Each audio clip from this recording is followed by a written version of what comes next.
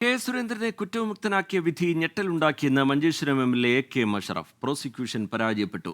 Case പരാജയപ്പെട്ടതിന് പിന്നിൽ BJP. CPIM ബന്ധം. കേസിൽ ലീഗ് നിയമ നടപടി സ്വീകരിക്കുമെന്നും എ.കെ. മഷറഫ് 24-നോട് പറഞ്ഞു.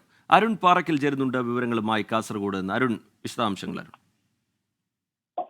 റിജിത്ത്, കെ സുരേന്ദ്രനെ കോടതി വെറുതെ വിട്ടതിന് പിന്നാലെയാണ് മുസ്ലിം ലീഗ് മഞ്ചേശ്വരം MLA ആയ എ.കെ. അഷ്റഫിന്റെ പ്രതികരണം വന്നത്. ഈ കേസുമായി ബന്ധപ്പെട്ട CPIM-ഉം അതുപോലെ തന്നെ BJP-യും ഒത്തുകളിച്ചു എന്നാണ് പ്രധാനമായി ഉയരുന്ന ആരോപണം. വേണ്ട രീതിയിലുള്ള തെളിവുകൾ ഹാജരാക്കാൻ പ്രോസിക്യൂഷന് കഴിഞ്ഞില്ല. മാത്രമല്ല, ഈ അന്വേഷണത്തിന്റെ ആദ്യഘട്ടത്തിൽ പോലും പോലീസിന് കൃത്യമായ ഒരു വീഴ്ച പറ്റി.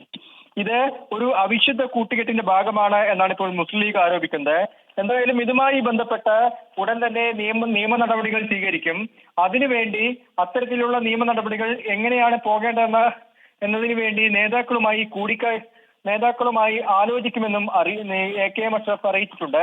എന്തായാലും ഉടൻ തന്നെ ഈ നിയമ നടപടികളുമായി മുന്നോട്ട് പോകാനാണ് MLA-യുടെ തീരുമാനം. ശരി, അരുൺ പാറയ്ക്കൽ വിവരങ്ങൾ നൽകുകയായിരുന്നു.